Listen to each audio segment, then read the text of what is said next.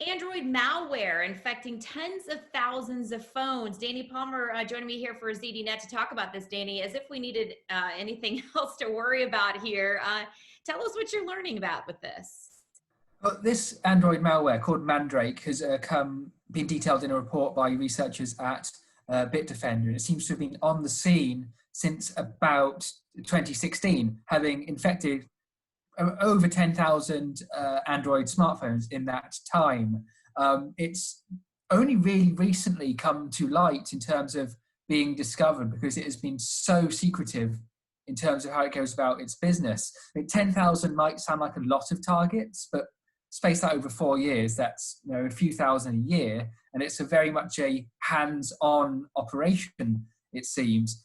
A lot of malware schemes are based around just spamming out the malware to whoever will download it, while this one is distributed and operated in such a way where the attackers, whoever they may be, are quite hands-on in how they're dealing with it. They will even go to the extent of manipulating that user to enter certain details like their bank information or something like that with fake screens. I mean, it's been described to me as one of the most powerful forms of Android malware ever. Obviously, Trojan malware on your laptop or desktop computer is bad, but put it on your mobile phone and it gets so much more information. Not only does it have access to your files, as Mandrake does in this case, it can also do things like record your screen. It can see all your contacts. It can sort of trick you into entering various login credentials for social media, for banks, things like that.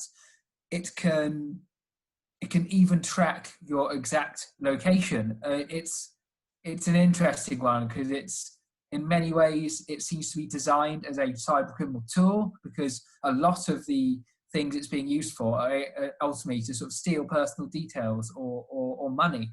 But there's also elements of it that arguably might put it up there with some of the most powerful forms of espionage malware around. So it's very powerful and quite scary stuff, especially as the malware was being distributed via the Google Play Store, a trusted marketplace. Yeah, certainly trusted. That's pretty scary, Danny. Is it? And I know it's been going on for a few years. How did it come to light? Did the report detail that? I think there's some elements of the report which show how the authors of it slipped up in terms of some of the things they were doing in terms of, for example, the applications were put into the Google Play Store using various different forms of developer names. There was a few developer houses which were registered saying, this is an app developer, and some of the paper trail from that gets tracked back to an organization which the researchers found doesn't actually exist. So it was basically some of it has been the attackers, even though they've been very clever, not covering their own tracks. But in a lot of ways, they have gone out of their way to cover their own tracks and what they're doing. I mean, on the device itself, if you're infected, there's a kill switch, which when activated, when the attackers want to get rid of it, will remove any trace of it ever being on the phone. Obviously, it's a Trojan, so you're not going to know if it's doing anything. It's designed to work in the background. And there's little things that aren't very common in terms of how this was distributed, in terms of it was on the Play Store, and usually the Google Play Store does filter out malicious applications because the way it's designed can basically track malicious code in an app.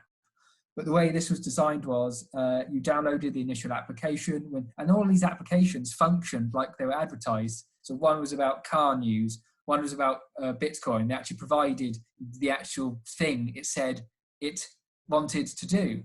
So the users weren't suspicious that way. But you downloaded it, then it connected to a server which downloaded something else. Then when that second part was downloaded, not via the Play Store, but via command and control server run by the attackers, that also downloaded another component which installed the malware. So this sort of three-pronged attack left it completely hidden from the Play Store. Then add to that, the attackers went out of their way to create social media profiles for their apps, so it looked legit. And they also provided plenty of updates for these applications. So if someone complained, hey, this application isn't working correctly, or I've seen this problem with the user interface, they fixed it. And so it was hiding in plain sight almost, and it was getting away with it for years. Yeah, that's the scary part, that it's been going on, Danny, for quite a while now. I know there in your story, correct me if I'm wrong, there's you can click on there to get to the full report. Is that correct?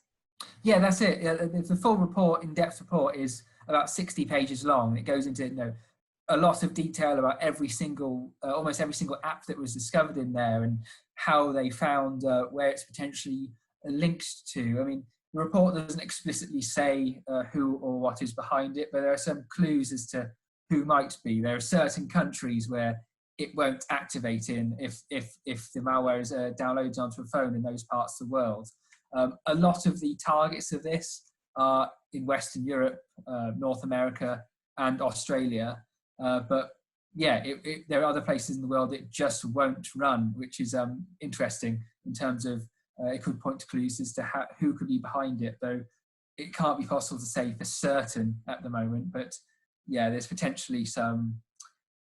It wouldn't be a surprise in terms of what part of the world it's from if you judge it by how other criminal operations have operated in the past. Yeah, definitely. All right, some scary stuff there, Danny, and certainly that full article, much more on that Android malware, can be found on ZDNet, and we hope you guys will check it out. Thanks for watching.